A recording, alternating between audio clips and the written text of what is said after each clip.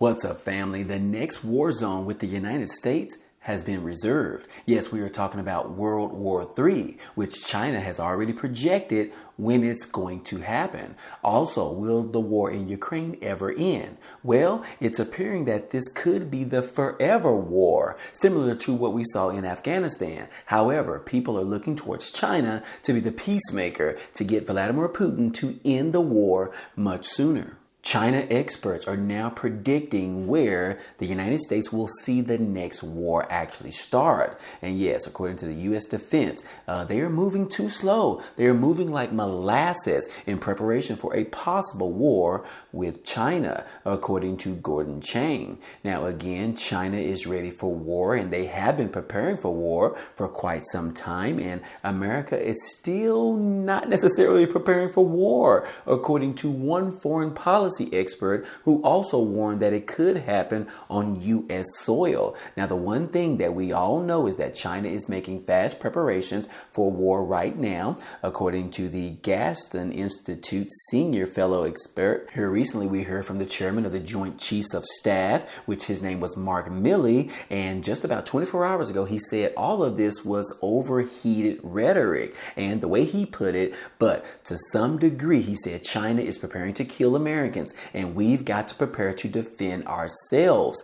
And the Defense Department is making really slow, molasses slow preparations to oppose China. Now, again, these particular comments were made just before an NBC News report revealed that Chinese spy balloon, which traveled across the United States earlier this year as it flew over American military sites despite the White House's efforts to block it. According to two senior officials and one former Biden administration official, they were able to retrieve some data and some information from the United States. So again, guys, like I said, China is preparing for war, and they are doing a much better job than the United States is. However, could it be that the United States is actually preparing and we just don't know about it? Could they actually be doing this and keeping it a real secret? Well, again, guys, we don't know as of yet, but hope so, because China has already reserved a date specifically to go to war with the United States.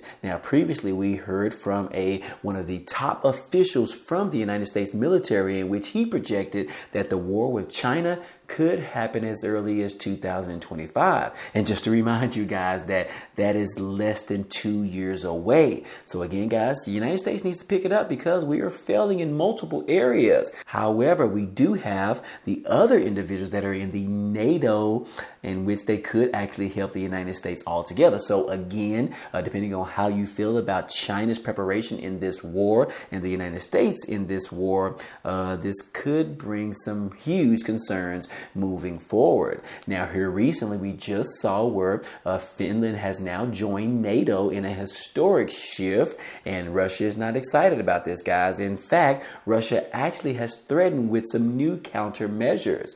Yes, again, the alliance is much stronger according to the joining of Finland to NATO, and Russia is saying that, look, there could be some retaliatory measures coming down the pipeline.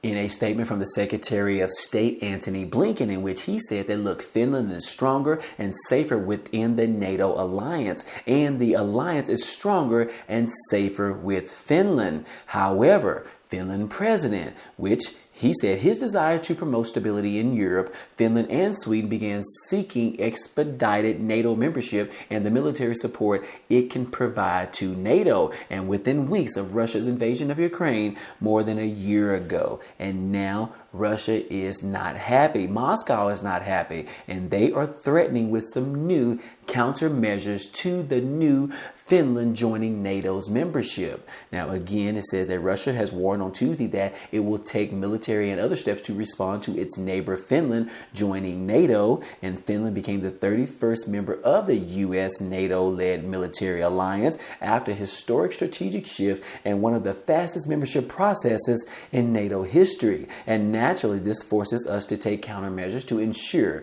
our own tactical and strategic security, according to the Kremlin spokesperson. So in other words, Vladimir Putin is not just going to sit down and do nothing about it. He is planning on doing some countermeasures in regards to this. And Finland has to worry because so far, the United States has not necessarily put our military on Finland soil. But again, they probably don't want to do anything at all, considering they are now a full member of the NATO alliance. So again, guys, Russia is still not making any progress in regards to the relationship with the United States or the relationship with Ukraine in this unprovoked war. And according to Russia's foreign minister, he said that, look, as a result of NATO's direct contact line with the Russian borders, more than doubling, the situation in the northern European region, previously one of the most stable in the world, has changed dramatically, and we must do something about it.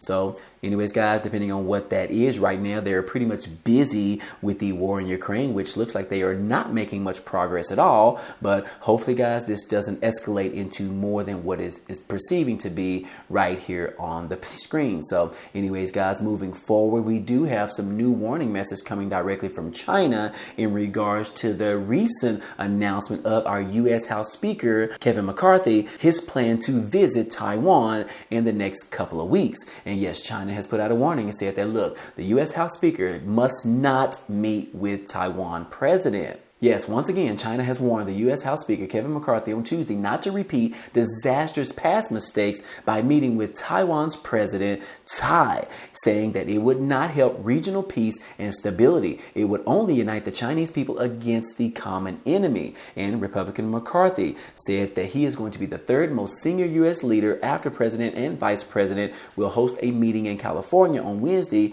with Tsai during a sensitive stopover in the United States that has prompted Chinese threats of retaliation. Now, China, which claims that Taiwan as its own territory, staged war games around the island last August after the then Speaker, Nancy Pelosi, visited the capital, in which I will remind you guys that China also warned the House Speaker, Nancy Pelosi, back in June of last year against visiting Taiwan. And here we are, sending another House Speaker, Kevin McCarthy, to visit the country of Taiwan, in which the foreign minister has threatened serious consequences if the U.S. House Speaker makes a trip to the island of Taiwan. So again, this particular warning message is coming directly from President Xi as well as Beijing, and we'll just have to see what these consequences are. Again, the United States continues to be a bully on the foreground, in which they are not letting anyone tell the United States what they can do and what they can't do,